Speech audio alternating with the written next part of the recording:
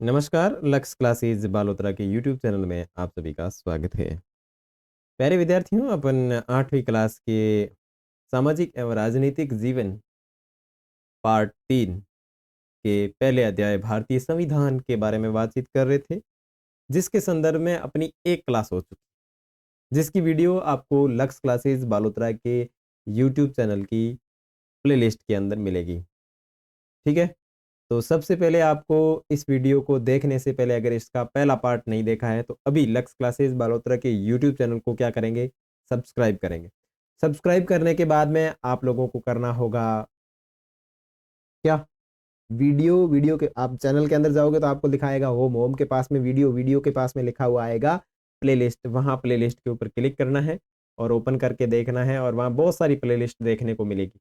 आपको अपने सब्जेक्ट की जो प्लेलिस्ट है उसको ओपन करना है और आगे देखकर पढ़ाई करना है। ठीक है? और अपन जो तैयारी कर रहे हैं वो बिल्कुल बोर्ड एग्जाम को मद्देनजर रखते हुए कर रहे हैं। और आज अपन करेंगे इसी पार्ट की दूसरे क्लास की बातचीत। ठीक है? तो आवाज़ वगैरह बिल्कुल क्लियर है? ठीक है, कोई दिक्कत नहीं है, आवाज़ बिल्कुल एकदम बढ़िया है, नो प्रॉब्लम, किसी प्रकार का कोई इश्यू नहीं है। और अब आपको करना क्या है कि अपना जो मोबाइल है उसको लैंडस्केप करके पकड़ना है, यानी ये इस तरीके से होता है तो आप इस मोबाइल को इस तरीके से कर लेंगे, ठीक है ना, लैंडस्केप। उसके बाद में क्वालिटी बढ़ा लीजिए, क्वालिटी बढ़ाने के बाद में आप इसकी वॉल्यूम जो है वो वॉल्यूम भी बढ़ा लीजिए ताकि आप सारी चीज़ें अच्छी तरीके से सुन सकें और समझ सकें। चलो, जहाँ अपन ने क्लास एंड की थी वापस वहीं से शुरू करते हैं, ठीक है बेटा? ओके, यहाँ तक पढ़ लिया था, अब आगे देखो। आइए अब निम्नलिखित उदाहरणों से जुड़े मूलभूत नियमों से तालिका को भरें। इसके ज़रिए इस बात को दोहराएँ कि लोकतांत्रिक समाजों में संविधान इतनी महत्वपूर्ण क्यों भूमिका निभाता है। पहला उदाहरण दिया हुआ है नेपाल, ठीक है?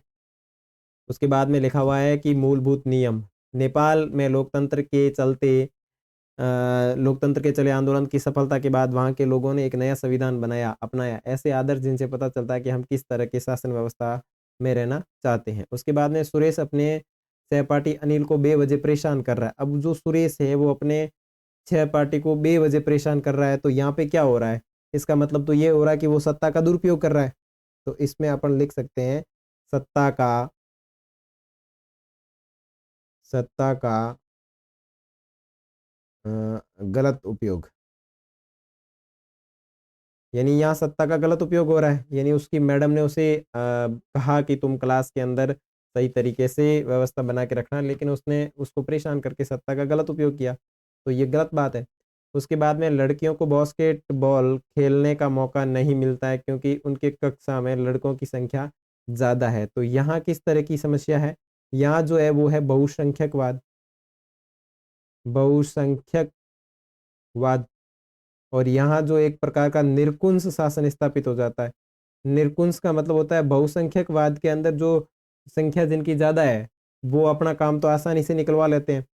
जिनकी संख्या कम है, उनके अधिकारों का हनन होता है। देखो, शबनम ने टीवी देखने की बजाय अपने अध्यायों को दोहराने का फैसला लिया, तो ये किस तरीके का न्याय है? तो ये जो न्याय है वो है स्वनिर्णय।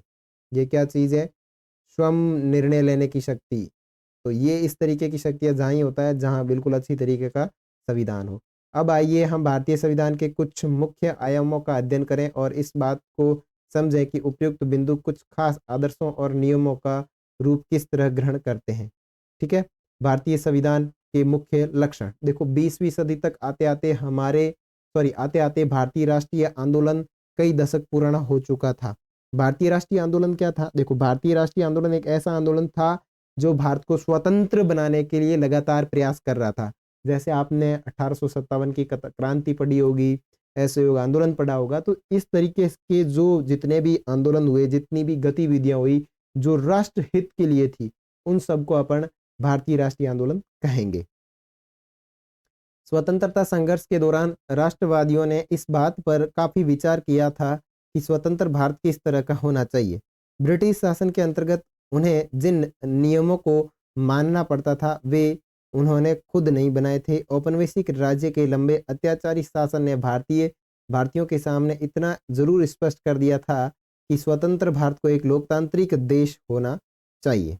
यानी यहाँ ये समझाया जा रहा है कि जब भारत अंग्रेजों के गुलाम था तो अपने यहाँ भारतीय राष्ट्रीय आंदोलन के अंदर जितने भी लोग कार्य कर रहे थे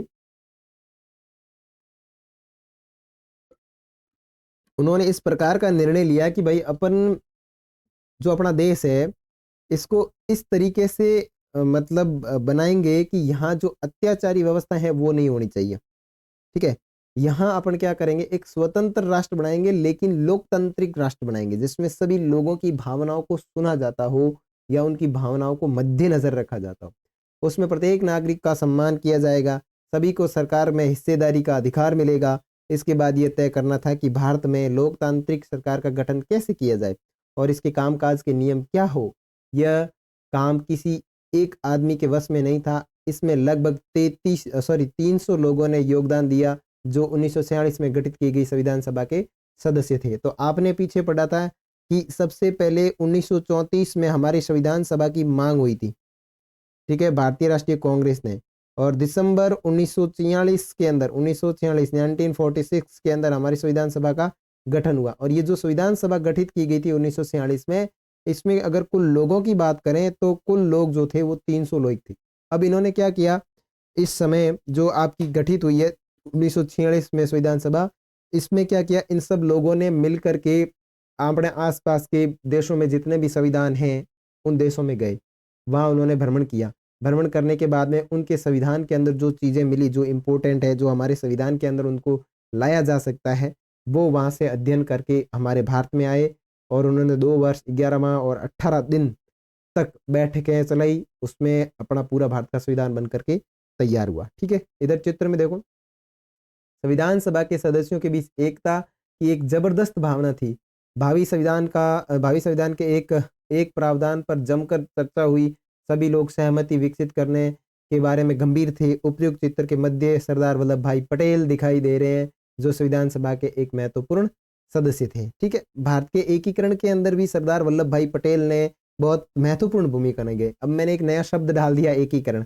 तो एकीकरण शब्द का मतलब ये होता है कि जब भारत आजाद हुआ था 15 अगस्त 1947 को, तब अपने यहाँ पे एक बात कही गई थी कि भाई जो रियासतें हैं वो, और जो स्वतंत्र रियासतें हैं वो, अपने यहाँ पे रियासतें होती थी राजाओं की, तो उन्हें कहा गया आप जिस देश में शामिल होना चाहते हो सकते हैं, चाहे तो पाकिस्तान में जाओ चाहे तो भारत में आओ।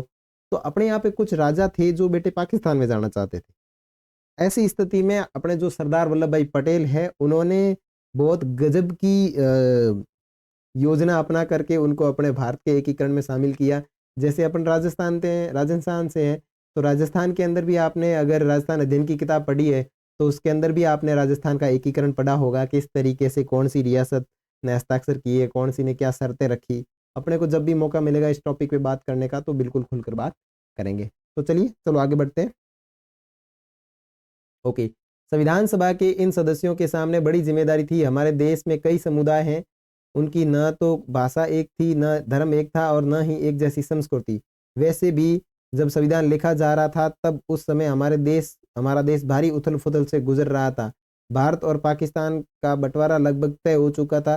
कुछ रियासतें तय नहीं कर पा रही थी कि उनका भविष्य क्या होगा, वे किधर जाएगी। जनता की सामाजिक आर्थिक स्थिति भयानक थी। संविधान सभा के सदस्यों के सामने ये सारे मुद्दे थे, लेकिन उन्होंने अपने इस ऐतिहासिक दायित्व को बहादुरी से पूरा किया और देश को एक ऐसा कल्पनाशील दस्तावेज दिया जिसमें राष्ट्र एकता को बनाए रखते हुए विविधता के प्रति गहरा सम्मान दिखाई देता है। उन्होंने जो दस्तावेज तैयार किया उनमें सामाजिक आर्थिक सुधारों के जरिए गरीबी उन्मूलन और जनप्रतिनिधियों के चयन में जनता की महत्वपूर्ण भूमिका पर काफी जोर दिया गया। देखो, अब अपने भारत का संविधान बन रहा था ये 26 दिसंबर 1946 से नवंबर 1949 तक। तो इस समय की डेट के बीच में अगर आपको पता हो तो हमारा पाकिस्तान के साथ में जो रिश्ते थे काफ़ी ख़राब हो चुके थे और पाकिस्तान ने ये भी ऐलान कर दिया था कि हम अपना एक अलग राष्ट्र बनाएंगे। तो यहाँ कई सारे लोग ऐसे थे जिनका भविष्य पूरा खतरे में था कि हम कौन से देश के साथ में रहेंगे, पाकिस्तान या फिर हिंदुस्तान।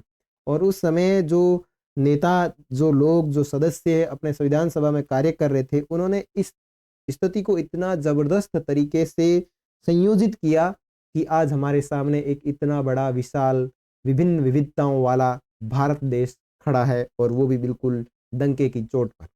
आगे देखो, आगे के हिस्सों में भारतीय संविधान के कुछ मुख्य आयामों का उल्लेख किया गया है। इन बातों को पढ़ते हुए विविधता, एकता, सामाजिक आर्थिक सुधार और प्रतिनिधित्व से संबंधित उपयुक्त चिंताओं को लेकर ध्यान में रखिए जिनसे इस दस्तावेज को लिखने वाले जूझ रहे थे। इसे समझने की कोशिश कीजिए कि उन्होंने स्वतंत्र भारत को एक शक्तिशाली लोकतांत्रिक समाज बनाने के उद्देश्य को पूरा करने के साथ इन चिंताओं को किस तरह हल किया। यहाँ पे कुछ 2-3 बिंदु है कि किस तरीके से उन्होंने इस शब्दों को संयोजित किया और उनको इस शब्द पर क्या-क्या समस्याओं का सामना करना पड़ा। ऊपर देखो यहाँ चित्र दिख रहा है, बाबा साहेब डॉक्टर भीमराव अम्बेडकर को भारतीय संविधान का जनक कहा जाता है।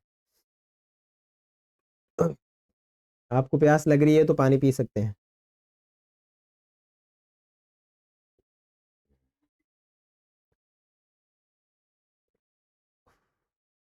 जल है तो जीवन है, वरना कुछ भी नहीं है।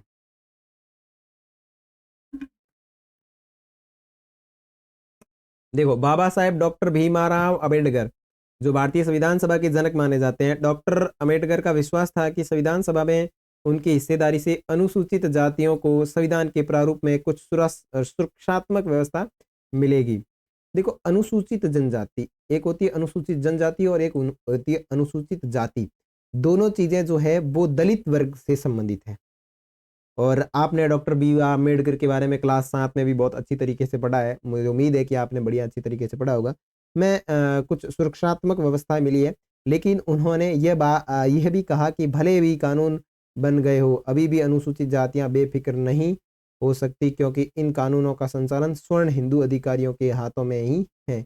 इसलिए उन्होंने अनुसूचित जातियों से आह्वान किया कि वे सरकार के अलावा लोक सेवाओं में बढ़ चढ़कर भाग लें। ये उस जमाने की बात है कि जब भारत आजाद हुआ था उस समय की स्थिति बहुत अलग थी और वर्तमान समय की स्थिति बहुत अलग है।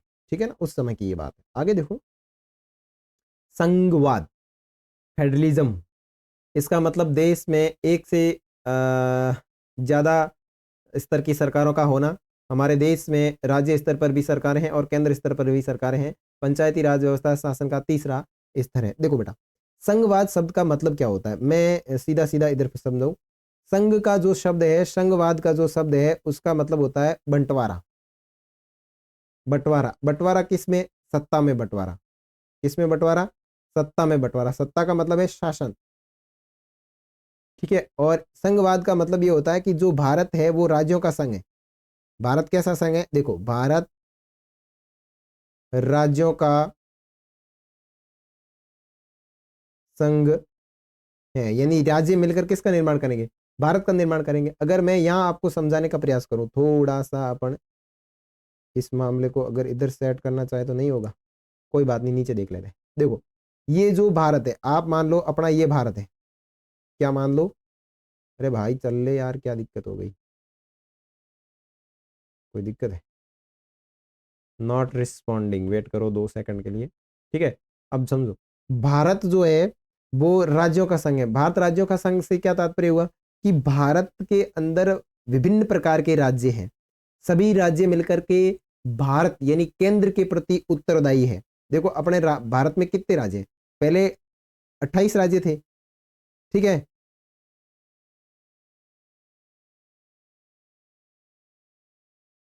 29 राज्य थे। ठीक है, 29 राज्य थे। 29 राज्य के बाद में अब टोटल 28 राज्य, क्योंकि वो जम्मू और कश्मीर को अलग कर दिया गया। तो देखो,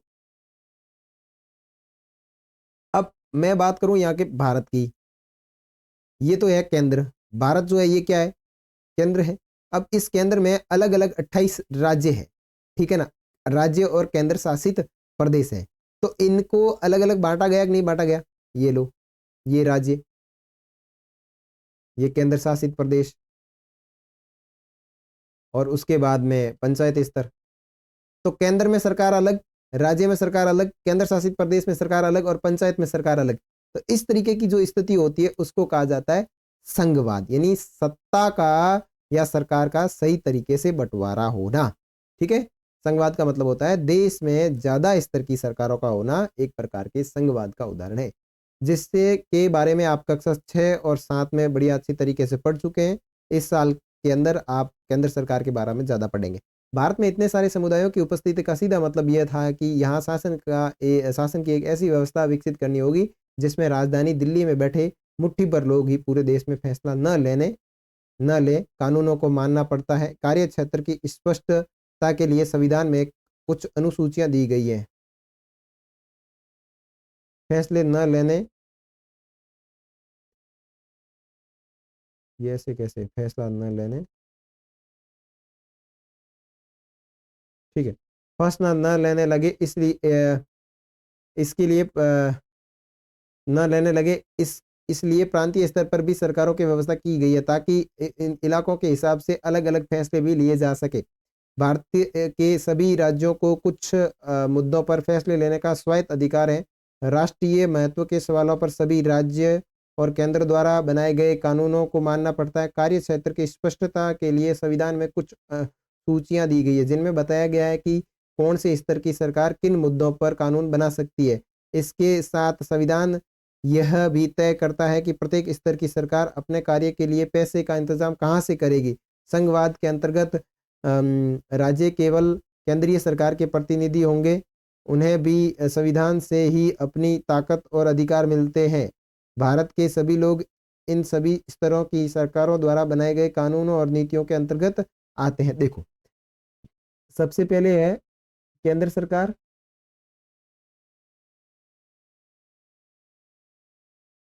उसके बाद में आपकी राज्य सरकार, और उसके बाद में आपकी पंचायत सरकार, ग्राम पंचायत सरकार। मान लो आप एक गांव में रह रहे हो, आपके गांव की सड़क जो है वो खराब हो रखी है, तो आप डायरेक्ट केंद्र सरकार को कंप्लेन थोड़ी ना करोगे। ऐसा थोड़ी मोदी जी को फोन करोगे, साहब मोदी जी सड़क खराब हो गई है, ठीक करवानी पड़ेगी आपको भाई साहब, हमारे कंकड़ पत्थर लग रहे पैरों में। तो इस तरीके से आप उनको फोन नहीं कर सकते, डायरेक्ट आप वहां नहीं जा सकते।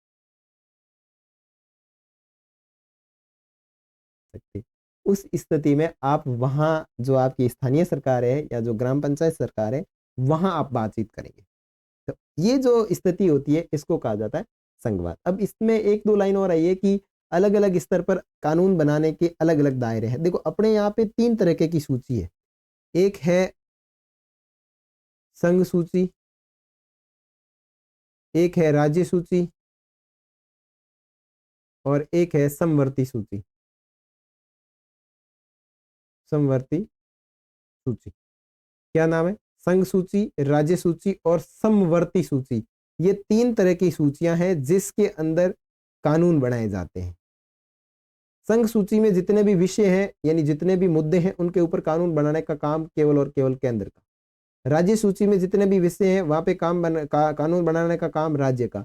और समवर्ती सूची में जितने भी विषय हैं वहां पे केंद्र और राज्य दोनों मिलके आपके कानून बनाएंगे। केंद्र प्लस राज्य, यानी केंद्र भी कानून बनाएगा और राज्य भी यहाँ पे कानून बनाने का कार्य करेगा। तो मैं यहाँ पे आपको 2-3 चीजें वापस पुनः बता के स्पष्ट करवा देता हूं कि संघवाद का मतलब होता है, संघवाद का मतलब क्या होता है? सरकार का विभिन्न स्तर पर अलग तरीके से बंटवारा। ठीक है, हमारे भारत के अंदर केंद्र सरकार, राज्य सरकार और पंचायती स्तर पर सरकारों का विभाजन किया गया है। केंद्र सरकार केंद्र स्तर पर काम करती है, राज्य सरकार अलग अलग राज्यों में काम करती है और पंचायत स्तर जो है वो अपने स्थानीय क्षेत्र में काम करती है। और कानून बनाने को लेकर के हमारे भारतीय संविधान में कुछ उल्लेख किए गए हैं, जैसे संघ सूची, राज्य सूची और समवर्ती सूची। संघ सूची जो है वो केंद्र स्तर पर कानून बनाने का काम करती है। राज्य, जैसे केंद्र स्तर पर कानून का मतलब क्या हुआ कि भाई कौन से देश के साथ में अपने को व्यापारिक संबंध रखना है, कौन से देश के साथ में व्यापारिक संबंध नहीं रखना है। अब पाकिस्तान के साथ में व्यापारिक संबंध रखना है या नहीं रखना है, ये जो है इसके ऊपर कानून बनाने का जो हक है वो केवल और केंद्र सरकार को है। यूं नहीं राज्य बीच में टांग अड़ाना शुरू कर दे, ये राज्य की बात नहीं। और राज्य सूची का मतलब यह है कि उस राज्य में कानून बनाए। अब देखो, दिल्ली में बैठे आदमी को इधर गुजरात के साथ में कोई सीमा विवाद हो जाता है और उसको कानून बनाना है, तो दिल्ली में बैठे आदमी को पता नहीं होगा, वो होगा उस राज्य के आदमी को पता होगा। तो राज्य में कोई भी लफड़ा हो जाए उस मामले में कानून बनाने का काम राज्य सूची का। समवर्ती सूची का मतलब है केंद्र और राज्य दोनों मिलकर उसके ऊपर कानून बना सकते हैं। जैसे एजुकेशन, शिक्षा जो पॉलिसी होती है, जो शिक्षा नीतियां होती है, उसके ऊपर कानून बनाने का काम केंद्र और राज्य दोनों का होता है। लेकिन इसमें ज्यादा मान्य केंद्र सरकार का होगा, राज्य का नहीं होगा। ठीक है, यहां तक समझ में है? आगे देखो, जब संविधान सभा ने सार्वभौमिक वैश्विक मताधिकार के सिद्धांत को स्वीकृति दे दी तो सभा के सदस्य ए के अय्यर ने कहा कि यह कदम आम आदमी और लोकतांत्रिक शासन की सफलता में गहरी आस्था का द्योतक है और इस विश्वास पर आधारित है कि वयस्क मताधिकार के जरिए लोकतांत्रिक सरकार की स्थापना ज्ञानोदय लाएगी। यह आम आदमी के कुशल क्षेम, जीवन स्तर, सुविधा और बेहतर जीवन स्थिति को प्रोत्साहन देगी। अब देखो, हमारे संविधान सभा की जब बैठकें चल रही थी तब इस बात पे जोर दिया गया कि जितनी भी सरकारें बनेगी उसके अंदर सार्वभौमिक वयस्क मताधिकार की प्रणाली अपनानी जानी चाहिए। सार्वभौमिक वयस्क मताधिकार का मतलब क्या है कि जो व्यक्ति 18 वर्ष से ऊपर हो गया है और उसे वोट देने का जो अधिकार होता है उसे कहा जाता है सार्वभौमिक वयस्क मताधिकार। समझ में आया? यानी वे सभी व्यक्ति जिनकी उम्र 18 वर्ष से ऊपर हो चुकी है, जिनको वोट देने का अधिकार हो, उसे कहा जाता है सार्वभौमिक वयस्क मताधिकार। यहां तक समझ में आया बच्चों? चलो, उम्मीद करता हूं आप अच्छे से समझ रहे होंगे, किसी प्रकार की कोई दिक्कत ना हो रही होगी। कितने मिनट की क्लास हो गई? 21 मिनट। चलो थोड़ी देर और लेते हैं। ओके, संसदीय शासन पद्धति। सरकार के सभी स्तरों पर प्रतिनिधियों का चुनाव लोग खुद करते हैं। कक्षा 7 की किताबों के शुरू में कांता की कहानी दी गई। देखो, संसदीय शासन व्यवस्था का मतलब क्या है कि सरकारें सभी स्तर पर प्रतिनिधियों का चुनाव खुद करती है। कक्षा 7 की किताबों में शुरू में कांता की कहानी दी गई थी। वोट डालने की कतारों में खड़ी है। भारत का संविधान अपने सभी वयस्क नागरिकों को वोट डालने का अधिकार देता है। संविधान सभा के सदस्य जब संविधान की रचना कर रहे थे, और यहाँ आपको चित्र दिख रहा है कि नीचे दिए गए चित्र के अंदर लोग अपना वोट डालने के अधिकार के लिए कतार में खड़े। कतार का मतलब होता है लाइन। तो उन्हें लगा कि स्वतंत्रता संघर्ष ने भारतीय जनता को वयस्क मताधिकार का प्रयोग करने के योग्य बना दिया है। उन्हें विश्वास था कि इससे न केवल लोकतांत्रिक सोच व तौर तरीके को प्रोत्साहन मिलेगा, बल्कि जाति, वर्ग और औरत मर्द के फर्क पर आधारित ऊंच नीच की बेड़ियों को भी तोड़ा जा सकता है। सार्वभौमिक मताधिकार का मतलब है कि अपने प्रतिनिधियों के चुनाव में देश के सभी लोगों की सीधी भूमिका होती है। इसके अलावा हर व्यक्ति खुद चुनाव भी लड़ सकता है, चाहे उसकी सामाजिक पृष्ठभूमि कैसी भी क्यों ना हो। ये प्रतिनिधि जनता के प्रति जवाबदेही होते हैं। लोकतांत्रिक कार्य पद्धति में प्रतिनिधित्व क्यों महत्वपूर्ण होता है, इसके बारे में आप इसी पुस्तक की दूसरी इकाई में पढ़ने वाले। ओके बेटा, लेकिन हम थोड़ा बहुत आपको समझा देते हैं। उसके लिए जरूरी क्या है? पानी।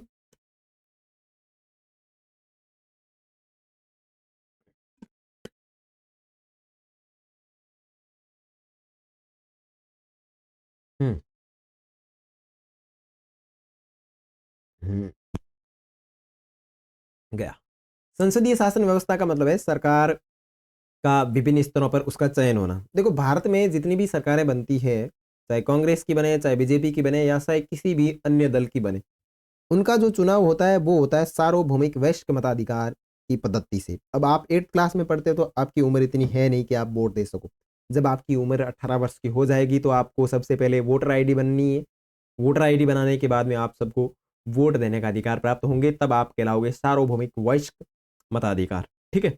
अब सार्वभौमिक वयस्क मताधिकार के अंदर देखें तो आपके जो माता पिता है, जो आपके बड़े भाई बहन है जिनकी उम्र 18 वर्ष से ऊपर है, उनको वोट देने का अधिकार है। वो क्या करते हैं?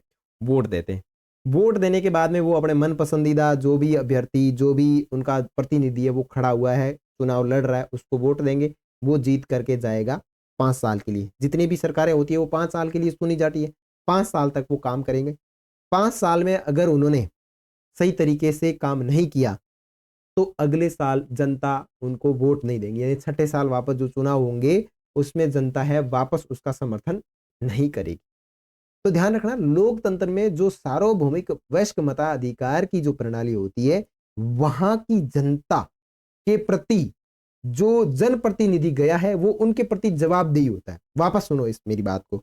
यानी लोकतंत्रात्मक देश के अंदर सार्वभौमिक वयस्क मताधिकार की प्रणाली अपनाई जाती है और इसके तहत वहां के जनप्रतिनिधि, उनका चुनाव होता है। जनप्रतिनिधि का मतलब है उन लोगों का नेता। वो जो नेता है वो अपने लोगों के प्रति जवाबदेही होता है। जवाबदेही का मतलब ये हुआ कि उनको अगर वहां की जनता सवाल पूछती है तो उसको जवाब देना पड़ेगा। ऐसा नहीं कि भाई साहब नेता बन गया, जीत गया तो जवाब ही नहीं देगा। ये गलत बात। संविधान के अंदर ये बात उल्लेख नहीं है कि वहां का नेता अगर जीत गया है तो उसको उसके क्षेत्र में जितने भी लोग उसको सवाल पूछेंगे उनका उसको जवाब देना पड़ेगा, क्योंकि वो उनका जनप्रतिनिधि है। उनके नियमों को बनाएगा कौन? वही तो रखेगा आगे संसद के अंदर। ठीक है ना। आगे देखो, शक्तियों का बंटवारा। संविधान के अनुसार सरकार के 3 अंग हैं। संविधान के अनुसार सरकार के कितने अंग हैं? विधायिका, कार्यपालिका, न्यायपालिका। विधायिका में हमारे निर्वाचित प्रतिनिधि होते हैं। कार्यपालिका ऐसे लोगों का समूह है जो कानूनों को लागू करने और शासन चलाने का काम देखते हैं। न्यायपालिका की व्यवस्था को न्याय कहा जाता है, जिसके बारे में आप पुस्तक की इकाई 3 के अंदर पढ़ेंगे। सरकार की किसी भी शाखा द्वारा सत्ता के दुरुपयोग को रोकने के लिए प्रावधान किया गया है कि इन सभी अंगों की शक्तियां एक दूसरे से अलग होती हैं। शक्तियों के इस बंटवारे के आधार पर प्रत्येक अंग एक दूसरे पर अंकुश रखता है और इस तरह तीनों अंग के बीच का संतुलन बना रहता है। देखो हमारी सरकार के 3 अंग, कितने अंग हैं? 3 अंग। विधायिका, विधायिका, कार्यपालिका, ठीक है? विधायिका, कार्यपालिका और उसके बाद में है न्यायपालिका। 3 अंग हो गए, कितने होंगे? विधायिका, कार्यपालिका और न्यायपालिका। ये जो 3 अंग है, ये मिलकर के क्या करते हैं? न्यायपालिका। ये तीनों अंग मिलकर के एक प्रकार से सरकार का संचालन करते हैं। विधायिका का मतलब होता है कानून बनाना। विधायिका का क्या मतलब होता है? कानून बनाना। क्या मतलब होता है? कानून बनाना। कार्यपालिका का मतलब होता है कानून को लागू करना और न्यायपालिका का मतलब होता है समीक्षा करना। अभी इसमें पता नहीं कोई इश्यू आ रहा है, कोई बात नहीं, मेरी बात को आप समझो। विधायिका का मतलब होता है कानून बनाना। मैं यहाँ पे लिख देता हूँ, क्या इश्यू है इसको? कानून बनाना। कानून बनाना का मतलब है कि यहाँ आपके जितने भी जनप्रतिनिधि गए हैं वो मिलकर के कानून बनाएंगे, तो वो सारे किस में जाएंगे? विधायिका में जाएंगे। कार्यपालिका का मतलब है उन्होंने जो कानून बनाया उसको लागू करना, वो होता है कार्यपालिका। न्यायपालिका का मतलब है समीक्षा करना। तो ये जो जानकारी है वो अपन पढ़ेंगे नेक्स्ट। अभी इसमें पता नहीं कोई इश्यू आ रही है, शायद कोई प्रॉब्लम हो गई होगी, ठीक है? तो ये अपन नेक्स्ट पढ़ के अपन आपके जो अभ्यास प्रश्न है वो भी इसमें कर लेंगे, ठीक है? ओके, ये मौलिक अधिकार पढ़ना है और